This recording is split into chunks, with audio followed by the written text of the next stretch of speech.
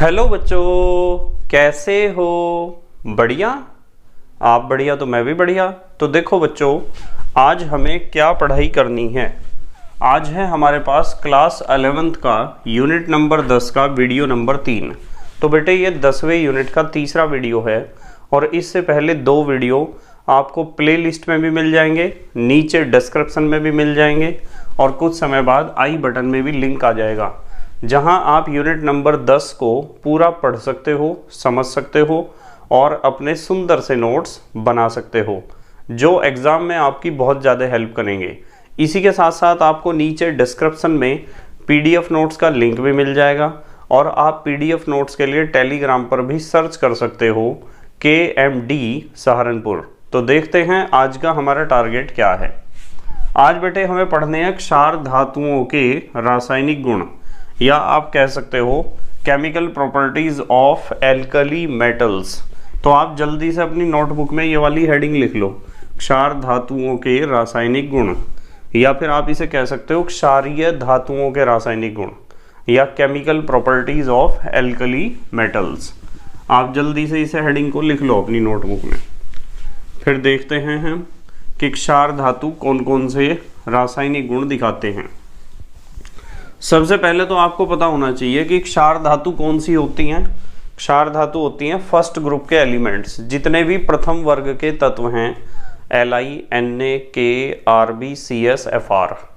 इनमें से हाइड्रोजन को हटा दो क्योंकि हाइड्रोजन तो धातु नहीं है, और सबसे नीचे आया है Fr, फ्रेंसियम, इसे हटा दो क्योंकि ये रेडियो एक्टिव है। तो हमारे पास क्या बचे? Li, Na, K, Rb, Cs। तो इनके गुणों के बारे में हम अध्ययन कर रहे थे। कल हमने पढ़े थे भौतिक गुण और आज हम पढ़ेंगे रासायनिक गुण। ठीक है, तो रासायनिक गुण में आपने हेडिंग तो लिख ली ना। रासायनिक गुण में नंबर 1 हेडिंग लिखो आप, वायु से क्रिया। नंबर 1 हेडिंग लिखते हैं वायु से क्रिया, कि ये जो क्षार धातुएं होती हैं, यदि आपने इन्हें वायु में खुला छोड़ दिया तो वायु से किस प्रकार क्रिया करेंगी। यदि आपने इन्हें किस में खुला छोड़ दिया? वायु में। तो आप एक काम करो, आपके पास मान लो कोई क्षार धातु है और वो बिल्कुल ताजी कटी हुई है। ताजी कटी हुई का मतलब मुलायम होती है ना, चाकू से काटा जा सकता है इन्हें। तो मान लो आपके पास, यहां लिखता हूं ताजी कटी क्षार धातु। यदि आप उसे काटोगे तो जिस जगह से काटोगे ना आप उसे, वहां बहुत चमकदार होगी। तो ताजी कटी क्षार धातु है और ये चमकदार है, लिख देता हूं चमकदार। आपके पास ताजी कटी हुई क्षार धातु है, जहां से आपने काटा होगा वहां उसकी चमक बहुत अच्छी होगी। ठीक है, अब ये जो चमकदार धातु है, जब आप इसे वायु में रखते हो, वायु का मतलब हवा में आपने उसे छोड़ दिया, काटने के बाद हवा में आपने उसे छोड़ दिया, तो हवा में छोड़ने पे क्या होता है कि वो हवा के साथ रिएक्शन कर लेती है। वायु के साथ क्या कर लेती है? रिएक्शन। चलो यहीं लगाते हैं निशान। वायु के साथ क्या कर लेती है? अभिक्रिया। अब वायु में ऑक्सीजन है, कार्बन डाइऑक्साइड भी है। ठीक है, तो वायु के साथ क्रिया करके क्या बनाएगी? ऑक्साइड। तो यहाँ मैं लिखता हूँ ऑक्साइड। एक तो ऑक्साइड बन जाएंगे, कोमा। ऑक्साइड बनने के साथ साथ हाइड्रोक्साइड भी बनेंगे। यहाँ लिखता हूँ हाइड्रोक्साइड। ऑक्साइड बनेंगे, हाइड्रोक्साइड बनेंगे, कोमा। हाइड्रोक्साइड बनने के साथ साथ कार्बोनेट भी बनेंगे, कार्बोनेट। मतलब कहने की बात यह है कि जब आप ताजी कटी हुई क्षार धातु को, जो चमकदार है, उसे आप वायु में खुला छोड़ दोगे तो वायु में उपस्थित ऑक्सीजन, कार्बन और हाइड्रोजन के साथ क्रिया करके ऑक्साइड भी बनाएगी, हाइड्रोक्साइड भी बनाएगी, वो चमकदार परत, और कार्बोनेट भी बनाएगी, और इनकी परत जो है वहाँ चढ़ जाएगी उसके ऊपर। ठीक है, तो कार्बोनेट यहाँ लिख देता हूँ आदि। आदि की परत, आदि की परत चढ़ जाती है। यानी ताजी कटी हुई धातु के ऊपर इनकी परत चढ़ जाती है। ठीक है, किस किस की? ऑक्साइड की, हाइड्रोक्साइड की और कार्बोनेट की। और जब परत चढ़ जाती है तो इसलिए जो वो चमकदार परत है, जो सतह है चमकदार, वो सतह मलिन हो जाती है। मलिन, मलिन तो पता है आपको किसे कहते हैं? जिसमें कोई चमक ना हो, यानी उसकी चमक खत्म हो जाती है। इंग्लिश में आप कह सकते हो मलिन को डल, डल हो जाती है। तो मतलब कहने की बात ये है कि यदि आपके पास कोई सी भी क्षार धातु है LiNaKRbCs, आपने उसे काट दिया तेज धार वाले चाकू से, तो कटने के बाद जो हिस्सा निकलेगा वो चमकदार होगा, और उसे आपने रख दिया हवा में या वायु में, तो वायु से क्रिया करके वो चमकदार हिस्सा यानी वो धातु ऑक्साइड बनाएगी। ठीक है, हाइड्रोक्साइड बनाएगी, कार्बोनेट बनाएगी, और ऑक्साइड धातु का ऑक्साइड, धातु का हाइड्रोक्साइड, धातु का कार्बोनेट, इसकी परत जम जाएगी उस चमकदार सतह के ऊपर। और परत जमेगी तो सतह कैसी हो जाएगी? डल हो जाएगी, मलिन हो जाएगी। अब रिएक्शन कैसे होती है? जैसे मान लो मेरे पास सोडियम है, सोडियम धातु को आपने काट के चमकदार हिस्सा निकाल लिया, तो ये जो सोडियम है ये हवा में उपस्थित ऑक्सीजन से रिएक्शन करेगा। इस तरीके से वायु में उपस्थित ऑक्सीजन से रिएक्शन करेगा और यहाँ बनाएगा सोडियम ऑक्साइड Na2O, ये बन गया ऑक्साइड। तो जिस तरह सोडियम ने क्रिया करी ऐसे ही लिथियम भी करेगा, इसी तरीके से पोटेशियम भी करेगा, रुबिडियम भी करेगा, सीजियम भी करेगा। ठीक है, अब जो ये सोडियम ऑक्साइड बना यानी धातु का ऑक्साइड, ये वायु में जलवाष्प भी तो उपस्थित होती है। देखो मैंने लिखा है HOH यानी पानी, जलवाष्प। तो एक तो OH ये है, देखो ये OH है ना, और एक OH ये है, और दो ही Na हो गए, दो ही OH, तो ये बन गया धातु का हाइड्रोक्साइड। तो यहाँ लिखा था ना कि धातु के ऑक्साइड भी बनते हैं, हाइड्रोक्साइड भी, इस तरह बनता है धातु का हाइड्रोक्साइड। अब जो हाइड्रोक्साइड है, जैसे मान लो मैंने ये हाइड्रोक्साइड ले लिया 2NaOH, हवा में कार्बन डाइऑक्साइड गैस भी उपस्थित होती है CO2, तो हवा की CO2 से रिएक्शन करके क्या बनाता है? Na2CO3। देखो दो Na हैं, दो Na हैं, चलो ऐसे लिख देता हूँ इसे, ये समझ में आ जाएगा आपके आसानी से। ये NaOH के दो अणु हमने ऐसे लिख दिए। अब देखो इसमें क्या होगा, यहाँ से एक जल के अणु को आप निकाल दो, H2O को। यदि आपने H2O निकाल दिया, यहाँ लिख दिया हमने side product H2O, main product क्या बनेगा? Na2CO, Na2CO, ऑक्सीजन कितने हैं? 2 और 1 3, तो ये बन गया कार्बोनेट। तो हमने लिखा था कि ताजी कटी क्षार धातु जो चमकदार है उसे आपने वायु में खुला छोड़ दिया, तो उसके ऊपर ऑक्साइड, हाइड्रोक्साइड और कार्बोनेट आदि की परत चढ़ जाती है। देखो ये तो सोडियम ऑक्साइड है, ये सोडियम हाइड्रोक्साइड है, ये सोडियम कार्बोनेट है। ठीक है, ये क्या बन गया? ऑक्साइड, ये ऑक्साइड बना है, और ये क्या बना है? हाइड्रोक्साइड, हाइड्रोक्साइड, और ये क्या बना है? कार्बोनेट। इसमें क्या बना है? जल के साथ क्या बना है? कार्बोनेट। तो इनकी परत जम जाती है, जिसके कारण धातु कैसी हो जाती है? हमारी डल। कैसी हो जाती है? डल हो जाती है। अब देखो यहाँ एक बात बताता हूँ मैं आपको, एक हेडिंग लिखते हैं नोट। वायु से क्रिया में ही एक हेडिंग लिखो आप, नोट। देखो यदि आप क्षार धातुओं को वायु में गर्म करोगे ना, वायु में गर्म कर रहे आप कोई भी क्षार धातु है, तो आपको पता है क्षार धातु तो पहले वर्ग के तत्वों को कहते हैं, LiNaKRbCs को। तो वायु में गर्म करने पर ये जो क्षार धातुएं हैं ये 3 प्रकार के ऑक्साइड बनाती हैं। 3 प्रकार के ऑक्साइड, 3 प्रकार के ऑक्साइड बनाती हैं। याद रखोगे, जितनी भी क्षार धातुएं हैं उन्हें यदि आप हवा में या वायु के साथ गर्म करोगे तो कितने प्रकार के ऑक्साइड बनाएंगी? 3 प्रकार के। इनमें से जो पहला ऑक्साइड है उसे कहते हैं हम मोनो ऑक्साइड। मोनो ऑक्साइड एक तो बनाती हैं मोनो ऑक्साइड, और नंबर 2 एक बनाती हैं पर ऑक्साइड। पर ऑक्साइड अभी मैं बताऊंगा इनके एग्जाम्पल। और एक बनाती हैं सुपर ऑक्साइड। सुपर ऑक्साइड, ये भी क्वेश्चन आ जाता है पेपर में कि यदि आप क्षार धातुओं को वायु में गर्म करोगे तो कितने प्रकार के ऑक्साइड बन सकते हैं। तो आपको बताना है कि 3 तरह के ऑक्साइड बन सकते हैं, मोनो ऑक्साइड, पर ऑक्साइड और सुपर ऑक्साइड। ठीक है, जल्दी से पोज करके लिखो, फिर बताता हूँ इन तीनों के बारे में। पोज करके लिखो बेटे, लिख लिया? ठीक है। ये जो हमने 3 तरह के ऑक्साइड लिखे हैं ना, अब ये बात तो मैंने आपको बता दी कि क्षार धातुएं जब हवा में आप उन्हें गर्म करोगे तो 3 तरह के ऑक्साइड बनाएंगी। पर मैं आपको एक बात बताता हूँ बहुत अच्छी, लिथियम जो है ना, लिथियम का साइज छोटा है।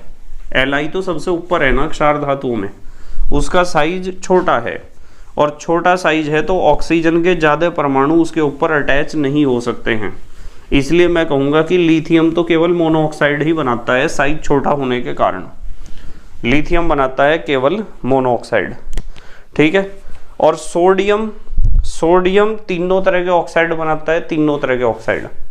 और सोडियम से नीचे आ जाओ, LiNaKRbCs, ये बनाते हैं सुपर ऑक्साइड। ध्यान रखना। चलो अभी मैं इस बात को बता दूंगा, पहले आप देखो। जैसे मान लो हमारे पास लिथियम है, ये लिखा मैंने 4Li, लिथियम है। इसकी हमें रिएक्शन करनी है हवा के साथ, और हवा के साथ जब इसे वायु के साथ जब आप इसे गर्म करोगे तो यहाँ बनेगा 2Li2O, ये बन गया लिथियम मोनोऑक्साइड। ठीक है, तो यहाँ लिख देते हैं लिथियम, एक तो लिथियम और एक सोडियम, ये दोनों ही बना सकते हैं सिर्फ मोनोऑक्साइड। लिथियम और सोडियम ही मोनोऑक्साइड बना सकते हैं। ये क्या है? मोनोऑक्साइड। यहाँ लिख देता हूँ मैं, मोनोऑक्साइड है। और मोनोऑक्साइड कौन बना सकता है? लिथियम भी बना सकता है और सोडियम भी। अब जैसे मान लो मैं एक रिएक्शन सोडियम की दिखाता हूँ आपको। सोडियम है और इसकी ऑक्सीजन से रिएक्शन कराई हमने, यानी ऑक्सीजन के साथ इसे गर्म करा, वायु के साथ गर्म करा, तो यहाँ बनेगा Na2O2, ये बन गया परऑक्साइड। क्या बन गया? परऑक्साइड। और परऑक्साइड में यहाँ लिख देते हैं, चलो ये बना है पर ऑक्साइड। परऑक्साइड का मतलब जिसमें एक्स्ट्रा ऑक्सीजन हो, और ये सिर्फ सोडियम ही बना सकता है। कौन बना सकता है? सोडियम। इसे तो लिथियम, यानी मोनोऑक्साइड तो लिथियम भी बना सकता है, सोडियम भी, और परऑक्साइड केवल सोडियम ही बना सकता है। ठीक है, लिख दिया मैंने ब्रैकेट में सोडियम। यहाँ परऑक्साइड इसे इसलिए कहा कि यदि सोडियम ऑक्सीजन के साथ क्रिया करता है या जुड़ता है, तो आपको पता है सोडियम पहले वर्ग का है तो इसकी संयोजकता 1 है, और ऑक्सीजन 16वें वर्ग का है तो बाहरी कक्षा में 6 इलेक्ट्रॉन 8 करने के लिए 2 की जरूरत, तो इसकी संयोजकता कितनी होगी? 2। तो यदि संयोजकता के नियम से चलो तो इसे यहाँ और इसे यहाँ लिखने पे हमें सोडियम ऑक्साइड का सूत्र मिलता है Na2O, जैसे कि यहाँ मिला है Li2O।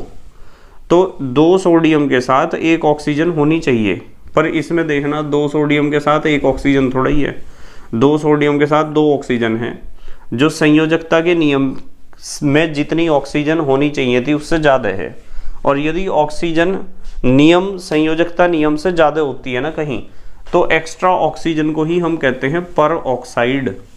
क्या कहते हैं? पर ऑक्साइड। ये जो पर है, पर का मतलब है एक्स्ट्रा, ऑक्साइड माने ऑक्सीजन। यहाँ संयोजकता नियम हमें कहता है कि 1 ही ऑक्सीजन होना चाहिए था, पर यहाँ 2 हैं ऑक्सीजन, तो इसलिए ऑक्सीजन संयोजकता नियम से ज़्यादा है, इसलिए हम इसे कहते हैं पर ऑक्साइड।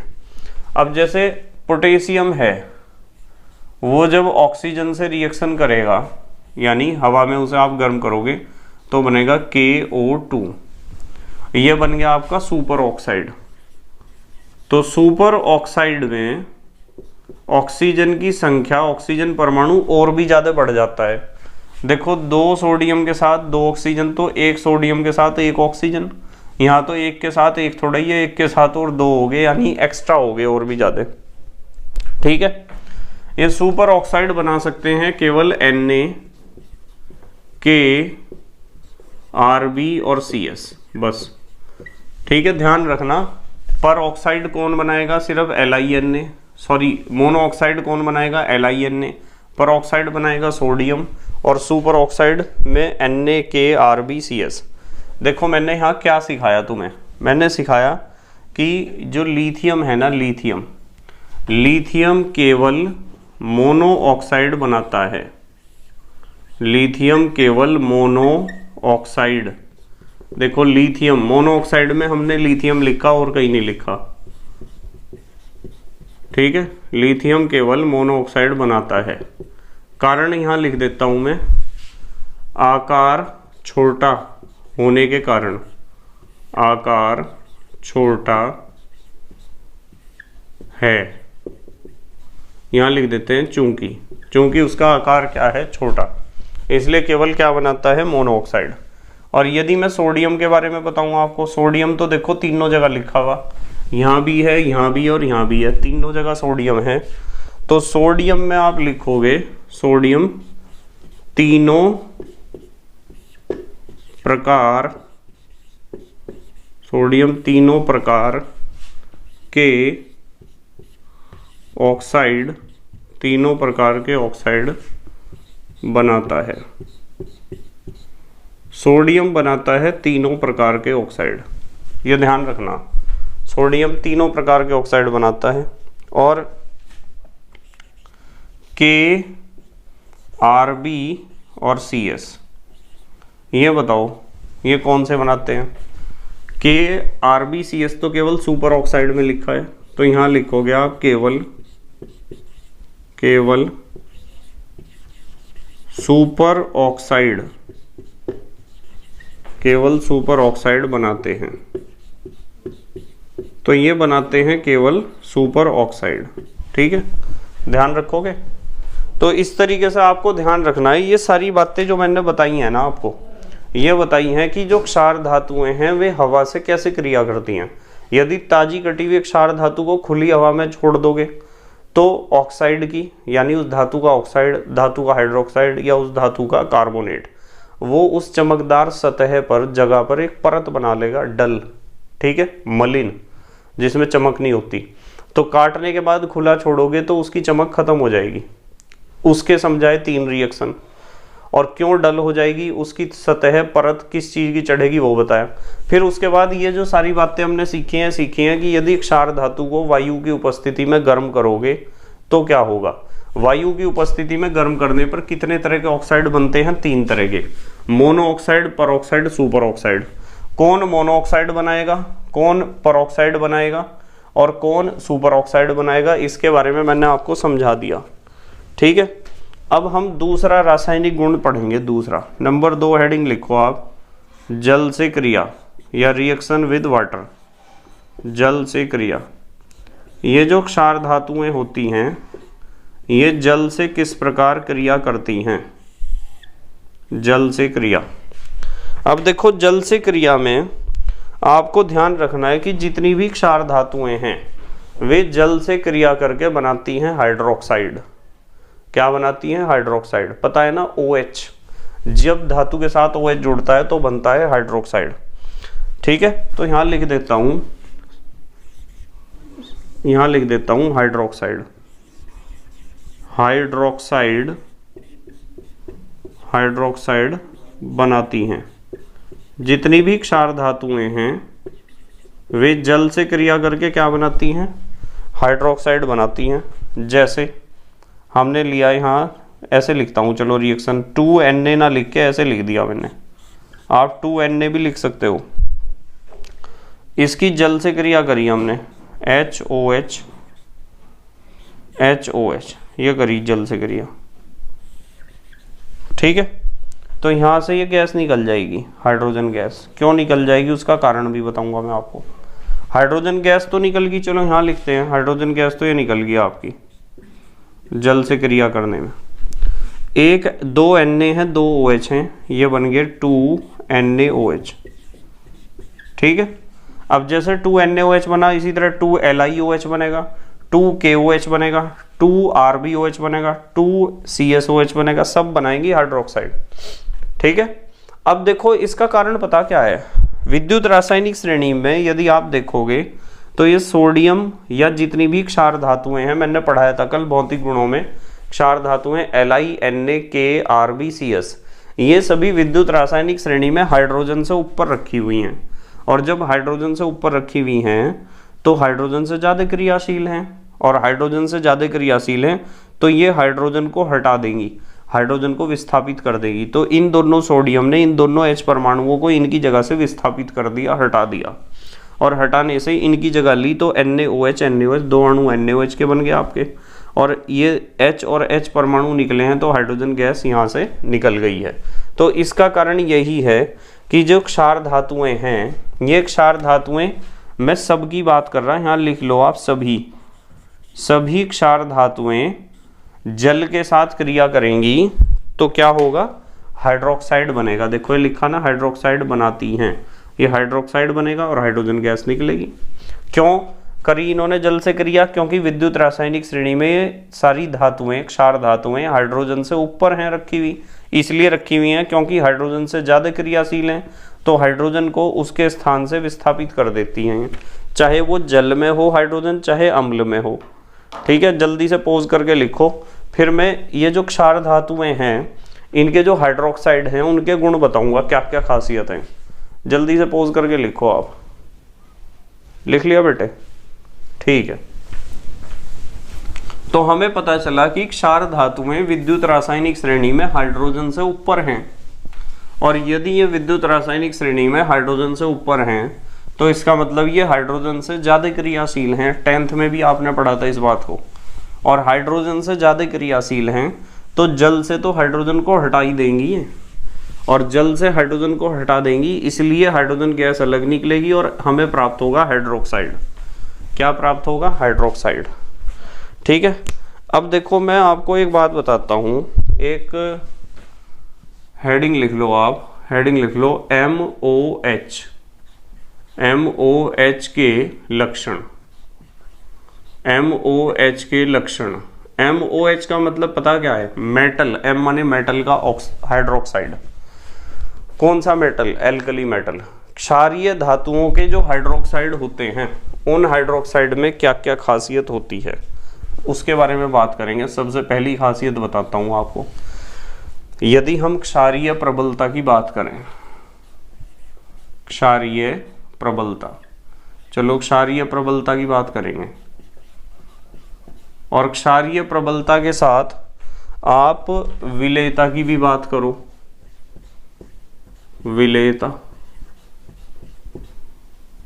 और तापीय स्थायित्व की भी बात करो, तापीय स्थायित्व की, गर्म करने पर तापीय स्थायित्व, थर्मल स्टेबिलिटी, इन तीनों की बात करेंगे। चलो, यदि आप क्षारीय प्रबलता और घुलनशीलता और तापीय स्थायित्व की बात करते हो तो हमारे पास, हमें पता है Li, Na, K, Rb और Cs, हमें इन धातुओं के बारे में बात करनी। इन्हें तो कहते हैं क्षारीय धातु या क्षार धातु। इसका हाइड्रोक्साइड बनाओ, देखो मेटल का hydroxide, lithium hydroxide, sodium hydroxide और पोटेशियम हाइड्रोक्साइड और रुबिडियम हाइड्रोक्साइड और सीजियम हाइड्रोक्साइड। अब मैं आपको यूं कह रहा कि इनमें से क्षारीय प्रबलता कौन ज्यादा अच्छा क्षार होगा? भाई ज्यादा अच्छा क्षार वो होगा जो ज्यादा आसानी से OH नेगेटिव आयन को रिलीज कर देगा। मैं आपको पूछूंगी LiOH ज्यादा आसानी से OH को छोड़ देगा या सीजियम OH, सीजियम हाइड्रोक्साइड ज्यादा आसानी से OH को छोड़ देगा? तो आपका जवाब क्या होगा? मुझे पता है आपका जवाब होगा कि सर लिथियम और हाइड्रोक्साइड, Li और OH के बीच जो बॉन्ड बन रहा है वो छोटा है, और बॉन्ड छोटा है तो शायद ज़्यादा मजबूत है, क्योंकि बॉन्ड जितना छोटा होता है उतना ही ज़्यादा मजबूत होता है वो। ये बात मैंने कई बार बता दी आपको। ये बॉन्ड छोटा है तो ज़्यादा मजबूत है, और ये बॉन्ड बड़ा है तो इसका मतलब कमज़ोर है। अब बात यह है कि सर ये बॉन्ड जब छोटा है, क्यों है ये छोटा? इसलिए छोटा है क्योंकि लिथियम के पास केवल 2 कक्षाएं हैं, तो लिथियम का परमाणु छोटा होगा, और सीजियम के पास हैं 6 कक्षाएं, तो इसका परमाणु सीजियम का बड़ा होगा। इसका परमाणु बड़ा है तो बॉन्ड भी तो बड़ा बना रहा होगा, और इसका परमाणु लिथियम का छोटा है तो बॉन्ड भी तो छोटा बना रहा होगा। तो अब बताओ, छोटा बॉन्ड है, देर से टूटेगा, OH नेगेटिव आयन रिलीज होगा क्या? देर से या मुश्किल से। और यहाँ बड़ा बॉन्ड है, कमजोर है, जल्दी टूटेगा तो OH नेगेटिव आयन जल्दी रिलीज हो जाएगा। तो जल्दी रिलीज हो जाएगा तो मैं कहूँगा क्षारीय प्रबलता में सबसे ज़्यादा क्षारीय प्रबलता किसकी है? इसकी है, सीजियम हाइड्रोक्साइड की। इसकी क्षारीय प्रबलता सबसे ज़्यादा है, ठीक है। और घुलनशीलता भी इसी की ज़्यादा है, और तापीय स्थायित्व इसलिए ज़्यादा है क्योंकि इसका अणुभार ज़्यादा है, ठीक है। इसलिए तापीय स्थायित्व इसका ज़्यादा है, क्योंकि भाई भार, अणुभार तो इसी का ज़्यादा होगा, क्योंकि सीजियम के पास ज़्यादा इलेक्ट्रॉन है, ज़्यादा प्रोटॉन है, ज़्यादा न्यूट्रॉन है, ठीक है। एक तो ये बात ध्यान रखनी है आपको, इन 3 बात बताई मैंने पहले पॉइंट में, 3 बात। क्षारीय प्रबलता और विलेयता पर विशेष रूप से ध्यान रखना। विलेयता माने घुलनशीलता, पानी में कौन ज्यादा घुलेगा। देखो, क्षारीय प्रबलता का मतलब कौन ज्यादा बढ़िया क्षार है इनमें से, जो ज्यादा आसानी से OH नेगेटिव आयन को रिलीज करेगा। OH नेगेटिव आयन को वो ज्यादा आसानी से रिलीज करेगा जिसका बॉन्ड बड़ा होगा, कमजोर होगा, ठीक है। उसके बाद विलेयता का मतलब घुलनशीलता, इनमें से कौन जल्दी घुलेगा पानी में। कौन घुलेगा जल्दी? वो घुलेगा जिसके दोनों स्पीसीज में इलेक्ट्रोनेगेटिविटी डिफरेंस ज़्यादा होगा। देखो, यदि मैं कहूँ कि LiOH, इन दोनों की बात करो, LiOH और सीजियम हाइड्रोक्साइड CSOH, इनकी बात करो, तो यहाँ CS और OH में ज़्यादा ध्रुवीय बंध बनेगा, और यहाँ Li और OH में जो बंध बनेगा होगा तो ये भी ध्रुवीय, पर ज़्यादा नहीं होगा। होंगे तो ये सारे के सारे आयनिक बंध ही, भाई Li पॉजिटिव और OH नेगेटिव बनेगा, यहाँ CS पॉजिटिव और OH नेगेटिव बॉन्ड बनेगा, CH पॉजिटिव और OH नेगेटिव, आयनिक बंध ही तो बनेंगे दोनों में, हर एक में आयनिक बंध बनेगा। पर मैं कहूँगा कि इस बॉन्ड की ध्रुवीयता ज़्यादा है इसके मुकाबले, क्योंकि यहाँ CS और OH की इलेक्ट्रोनेगेटिविटी में ज़्यादा डिफरेंस है और यहाँ कम है, तो इसलिए पानी में भी ज़्यादा वही घुलेगा, और भारी होने के कारण तापीय स्थायित्व भी उसी का ही ज़्यादा होगा, ठीक है। अच्छा, एक चीज़ ध्यान रखना आप कि ये गर्म करने पर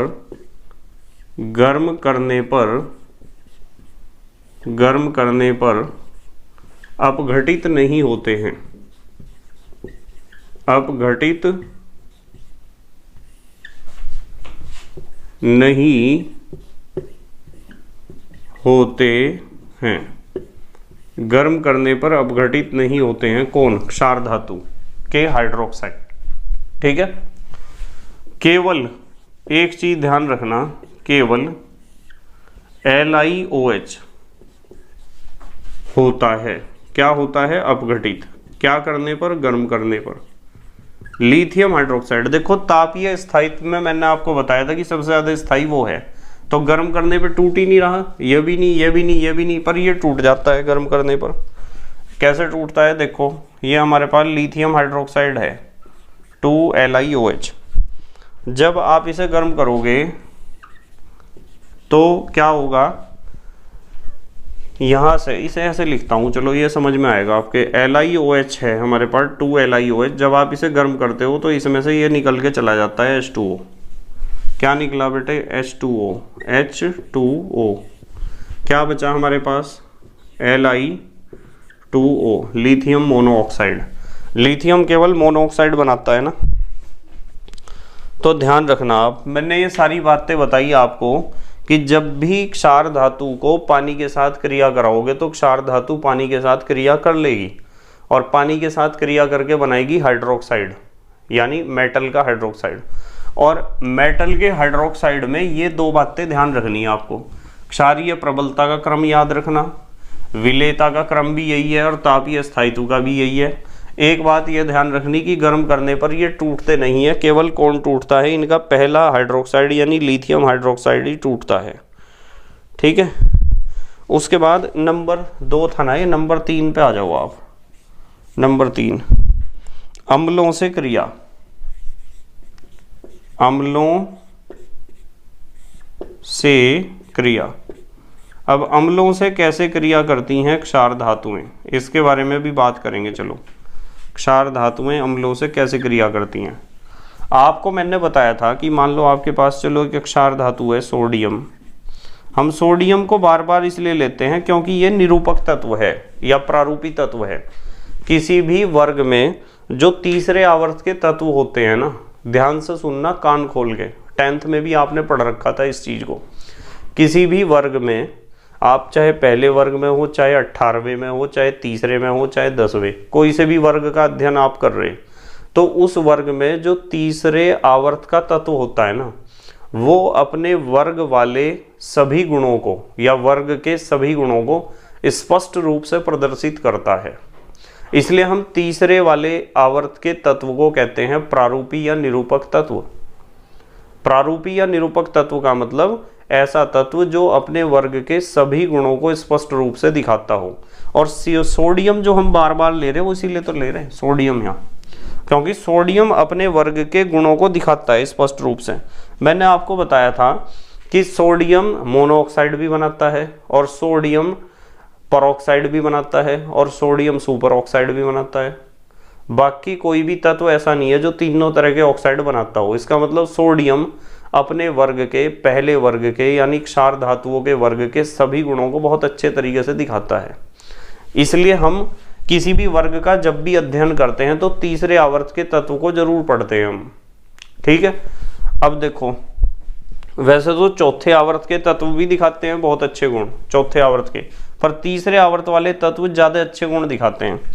हम सीख रहे अम्लों से क्रिया, हम इसका रिएक्शन H2SO4 से कराएंगे। चलो, सल्फ्यूरिक एसिड से।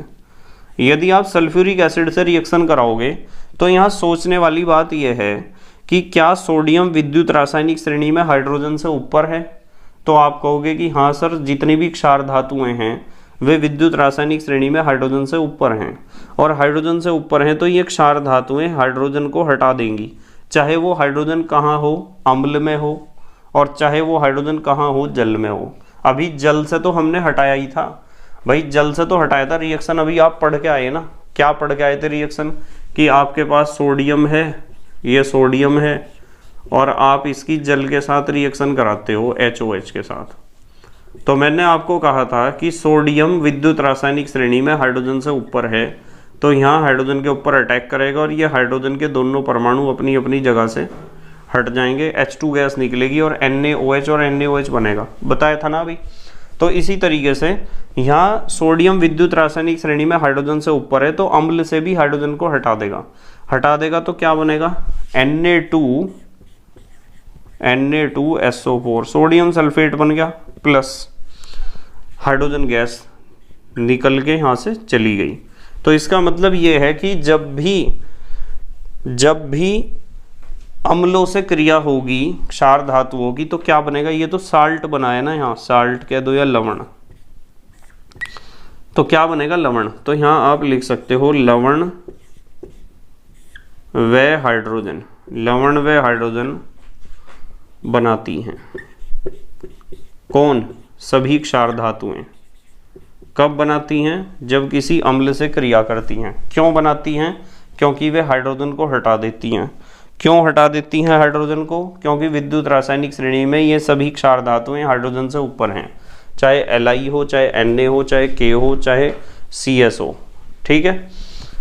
जल्दी से पोज करके लिखो। हमने सीख लिया कि अम्लों से क्रिया जब भी करेंगी लवण व हाइड्रोजन बनाएंगी क्षार धातुएं, जैसे इसने इससे क्रिया करी। जल्दी से पोज करके लिखो, अगले गुण बताता हूं फिर मैं आपको। लिख लिया बेटे, ठीक है। तो हमें इस तरीके से रासायनिक गुणों को थोड़ा अच्छे तरीके से सीखना होता है। जब हम किसी भी ग्रुप को स्टडी कर रहे हैं तो उस ग्रुप के भौतिक गुण हमें सीखने चाहिए, जैसे हमने कल सीखे थे। भौतिक गुणों में आवर्तीता भी सीखनी चाहिए, इसलिए आप उन्हें कह सकते हो आवर्ती गुण। और रासायनिक गुण भी सीखने चाहिए कि इस वर्ग के तत्व किस किस पदार्थ के साथ क्रिया कर सकते हैं, ठीक है। अब हम सीखेंगे, कितने पढ़ लिए हमने रासायनिक गुण, हमने पढ़ लिए रासायनिक गुण 3। अब हम नंबर 4 पे सीखेंगे हाइड्रोजन से क्रिया। नंबर 4 हेडिंग लिख लो आप, H2, हाइड्रोजन से क्रिया।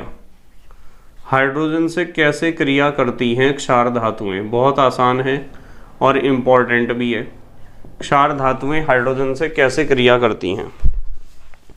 तो इसमें आपको सीखना है कि आप कोई सी भी क्षार धातु ले लो, जैसे मैंने सोडियम ले लिया यहाँ, और इसकी आप हाइड्रोजन से क्रिया करा दो, हाइड्रोजन से क्रिया करा दो, तो हाइड्रोजन से क्रिया करेगी ये उच्च ताप पर। यहाँ लिखेंगे हम उच्च ताप पर, क्योंकि हाइड्रोजन सामान्य ताप पर तो निष्क्रिय होती है ना, मैंने पढ़ाया था आपको हाइड्रोजन वाले चैप्टर में पिछले में। तो यदि आप इसे 2 को नहीं लिखोगे ना, यहाँ मान लो आप 2 को लिख नहीं रहे, ठीक है, तो क्या होगा, आपको पता होना चाहिए कि भाई सोडियम और हाइड्रोजन जब आपस में जुड़ेंगे तो कैसे जुड़ेंगे। देखो, सोडियम और हाइड्रोजन जब आपस में संयोग करेंगे तो किस तरीके से संयोग करेंगे पता है। सोडियम पहले वर्ग का है तो बाहरी कक्षा में 1 इलेक्ट्रॉन, बाहरी कक्षा में 1 इलेक्ट्रॉन, तो 8 करने के लिए 1 देगा, तो संयोजकता इसकी 1 है। और ये भी पहले वर्ग का, इसकी संयोजकता भी 1 है। तो जब दोनों जुड़ेंगे तो इसकी संयोजकता तो यहाँ लिखनी और इसकी यहाँ लिखनी, तो आप लिखोगे Na1H1, और 1 को तो लिखने की कोई आवश्यकता होती ही नहीं है। तो ये बनता है सोडियम हाइड्राइड, ये बना दिया हमने, सोडियम हाइड्राइड बना दिया। अब समीकरण को संतुलित करने के लिए या तो आप यहाँ यदि 2 हाइड्रोजन हैं, ठीक है, तो आप एक काम कर सकते हो, 2 हाइड्रोजन यहाँ करने के लिए यहाँ 2 लिख दो। अब 2 सोडियम भी तो हो गए, 2 सोडियम हो गए, तो ये 2 सोडियम इधर भी कर दो आप। तो इसलिए यहाँ 2Na+H2 इसलिए लिखा जाता है। इसे लिखने का समीकरण को एक तरीका और भी है। एक तरीका और पता क्या है? देखो मैं बताता हूँ क्या तरीका है। यदि आप इसे एक Na से लिखना चाहते हो कि एक ही Na लेंगे, तो फिर यहाँ हाफ H2 ले लेना, हाफ H2 का मतलब H ही होता है। और रिएक्शन उच्च ताप पर लिखनी है जरूर की, हाई टेम्परेचर पर होती है रिएक्शन हाइड्रोजन की, ठीक है। क्या बन जाएगा? NaH, ये बन गया NaH। Na का मतलब सोडियम, H माने हाइड्राइड, इसे हम कहते हैं सोडियम हाइड्राइड। तो कुल मिला के बात यह है कि यदि किसी भी क्षार धातु को आप हाइड्रोजन के साथ क्रिया कराओगे तो हाइड्राइड बनेंगे। यहां लिख देता हूं हाइड्राइड, हाइड्राइड बनाती हैं। कोई भी क्षार धातु जब भी हाइड्रोजन से क्रिया करेंगी उच्च ताप पर तो क्या बनाएंगी? हाइड्राइड्स। अब हमें इन हाइड्राइड्स के लक्षण ही सीखने हैं। मेटल का जो हाइड्राइड बनेगा, ठीक है, के लक्षण, इनमें क्या क्या खासियत होती है इनके हाइड्राइड्स में, इस चीज को सीखना है हमें। ध्यान से समझना जरा। जो मेटल के हाइड्राइड हमारे बने, चाहे वो यहाँ तो बना NaH, आपको पता है कि LiH भी बनेगा, LiNaKRb और CS, ये बनेगा LiH NaH KH RbH CSH। ये सारे हाइड्राइड हैं। इनकी क्या क्या खासियत होंगी? सबसे पहली खासियत यहाँ लिखता हूँ मैं, नंबर 1, ये जितने भी हाइड्राइड बनेंगे,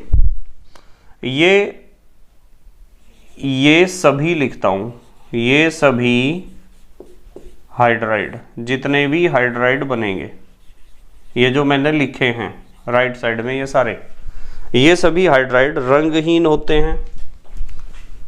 एक तो होते हैं रंगहीन, कोई कलर नहीं होता इनमें, कॉमा क्रिस्टलीय होते हैं। क्रिस्टलीय तो पता है आपको? नहीं पता तो 12वीं क्लास की पहली यूनिट में ही मैं आपको क्रिस्टलीय सिखाऊंगा कि क्रिस्टलीय का क्या मतलब होता है। तो ये जितने भी हाइड्राइड मैंने लिखे सारे रंगहीन हैं, क्रिस्टलीय हैं और आयनिक हैं। आयनिक तो है ही, ये क्यों है आयनिक पता है ना आपको? इसलिए आयनिक हैं क्योंकि इलेक्ट्रॉन यहाँ से यहाँ गया, Li पॉजिटिव और H नेगेटिव बना, ठीक है, आयनिक होते हैं। और लिख दो या वे लिख दो, वे उच्च क्वथनांक वाले होते हैं, उच्च क्वथनांक वाले होते हैं। ठीक है भाई। ये सारे हाइड्राइड, एक तो ये खासियत इनकी ध्यान रखनी है आपको, रंगहीन होंगे, क्रिस्टलीय होंगे, आयनिक होंगे और उच्च क्वथनांक वाले होंगे सारे हाइड्राइड। ठीक है। उसके बाद नंबर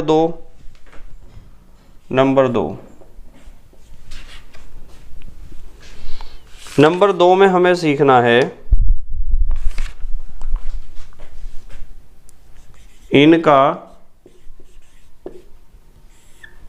जल अपघटन। ध्यान से देख लेना, जल अपघटन लिख रहा हूं मैं। इनका जल अपघटन संभव नहीं है।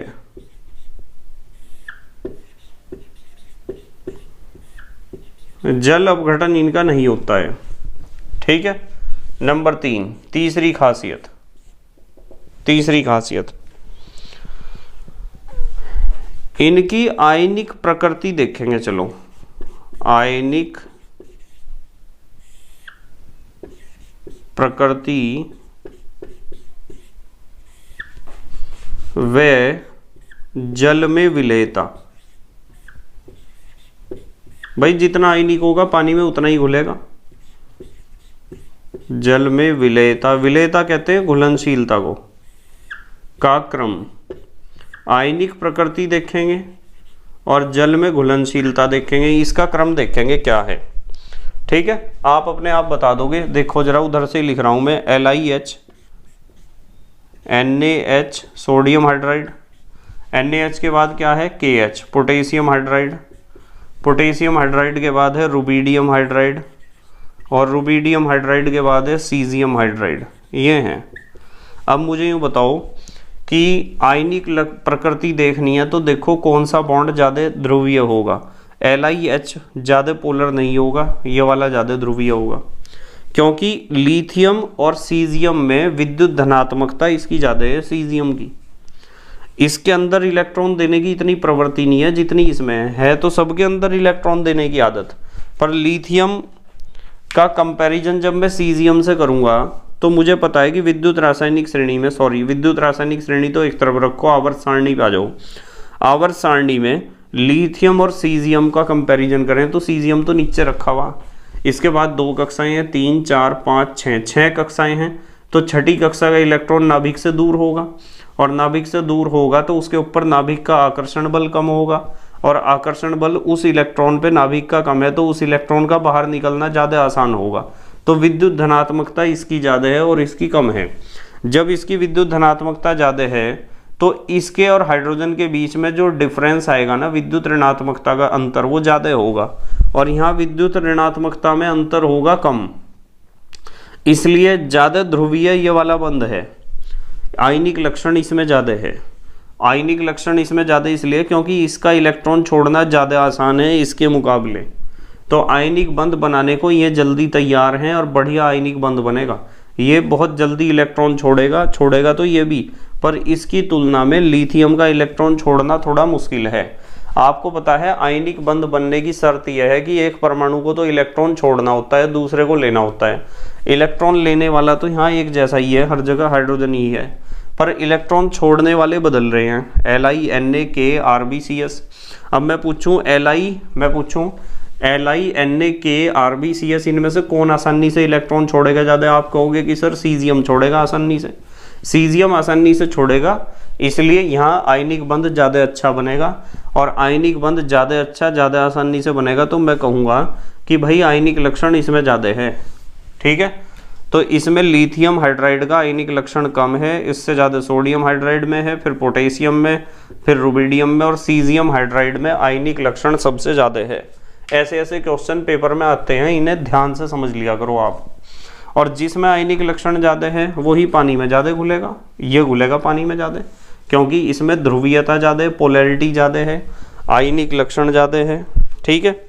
अच्छा, इसी तरीके से आप एक गुण और सीख सकते हो। नंबर 4 पे एक गुण सीख सकते हो, क्षारीय प्रवृत्ति व स्थायित्व का क्रम। क्षारीय प्रवृत्ति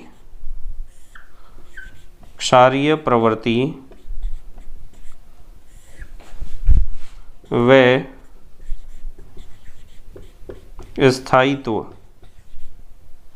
देखो अपने आप समझ में आ जाएगा आपको।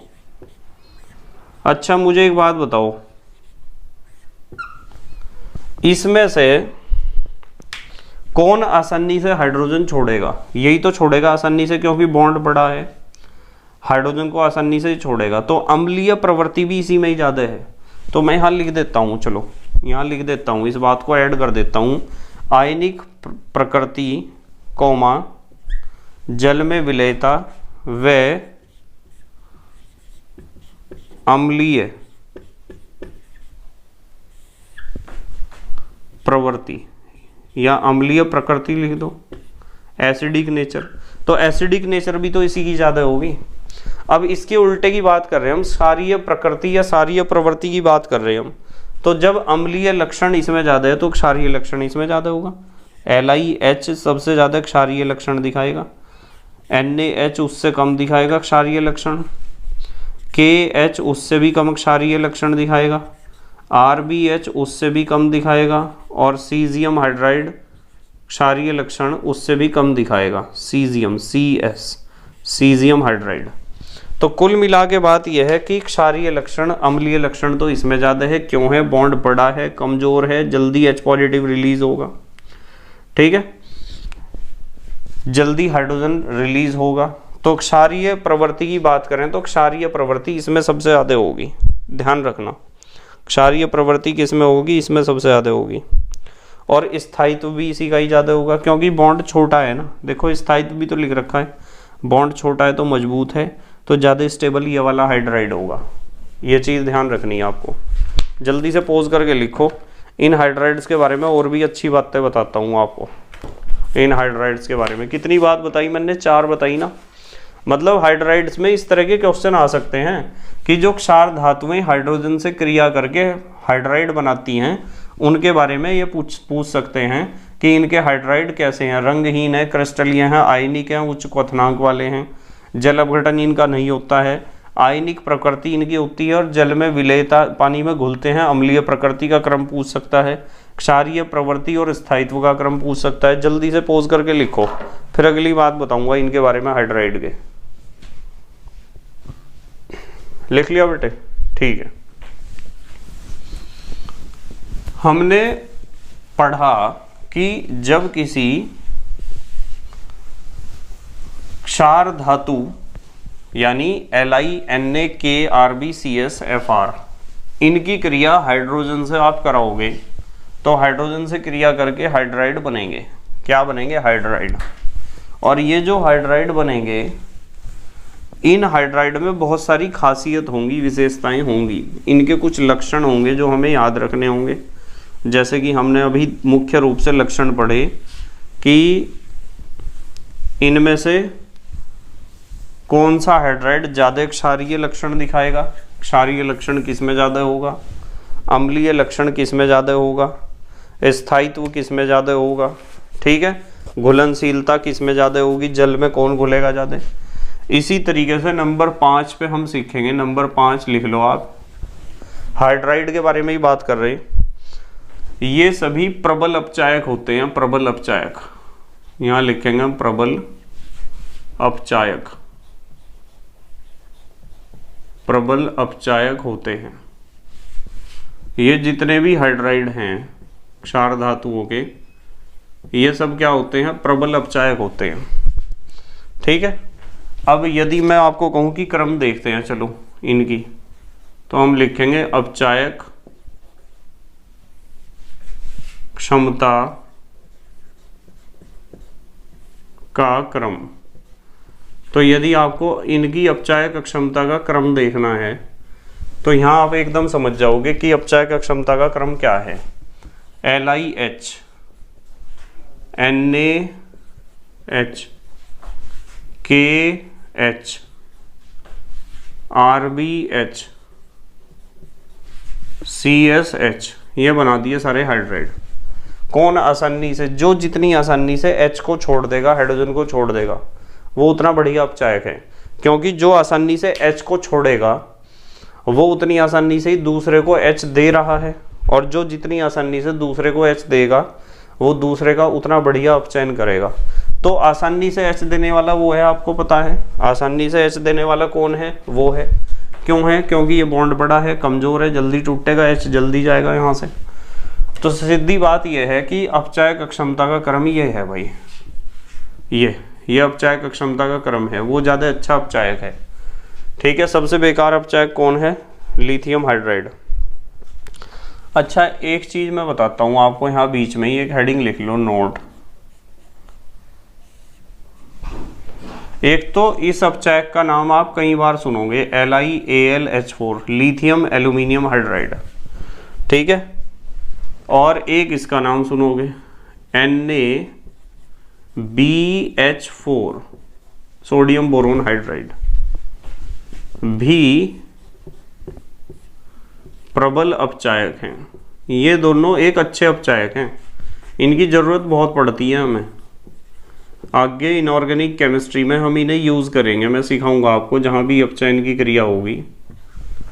ठीक है, तो ये अच्छे अपचायक होते हैं, lithium aluminium hydride, sodium boron hydride. ठीक है, ये भी क्या होते हैं? प्रबल अपचायक होते हैं। अच्छा, अब आ जाओ आप फिर दोबारा से अपने धातु, क्षार धातु के हाइड्राइड्स पे। नंबर 6, छठा लक्षण। यदि आप इनका विद्युत अपघटन करोगे ना, देखो MH मेटल का हाइड्राइड, मेटल कौन सा? Alkali metal. एल्कली मेटल यानी क्षार धातुओं के जो हाइड्राइड होते हैं ना, इनके हाइड्राइड का जल अपघटन तो होता नहीं है, पर विद्युत अपघटन होता है इनका। इसमें कंफ्यूजन नहीं होना चाहिए। तो हम लिखेंगे विद्युत अपघटन यदि आप इनका करोगे तो क्या होगा। यहां लिखते हैं विद्युत अपघटन करने पर, विद्युत अपघटन करने पर, विद्युत अपघटन करने पर, विद्युत अपघटन करने पर क्षार धातु, क्षार धातु कैथोड पर, क्षार धातु कहाँ मिलेगी हमें? कैथोड पर, तथा हाइड्रोजन एनोड पर मुक्त होती है। कैसे? देखो अभी समझाऊंगा मैं आपको। यदि आप इनका विद्युत अपघटन करोगे, जल अपघटन तो होने का नहीं है।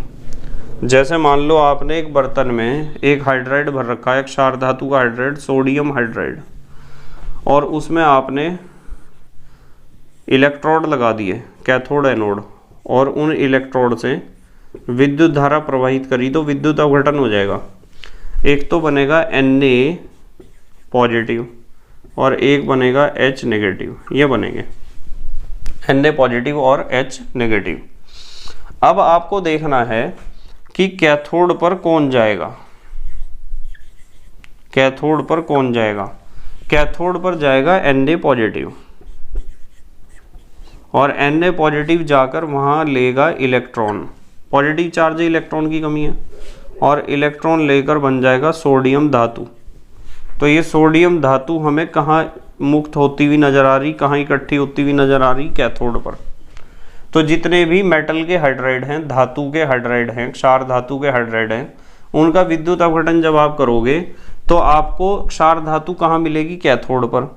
और एनोड पर कौन जाएगा? देखो एनोड पर, एनोड पर जाएगा H नेगेटिव। मान लो 2 H नेगेटिव चले गए, दोनों के पास एक एक इलेक्ट्रॉन एक्स्ट्रा है, तो दोनों अपना एक एक इलेक्ट्रॉन निकाल देंगे, और यहाँ दोनों आपस में जुड़ के क्या बना लेंगे? Hydrogen gas. तो ये हाइड्रोजन गैस कहाँ मुक्त हुई? एनोड पर।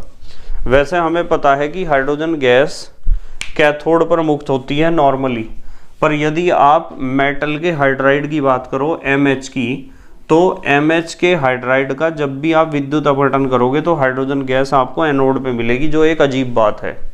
ठीक है, इसलिए ये पॉइंट इंपॉर्टेंट है। अब जल्दी से हमारे देश के प्यारे प्यारे बच्चे पोज करके लिखेंगे। लिख लिया बेटे?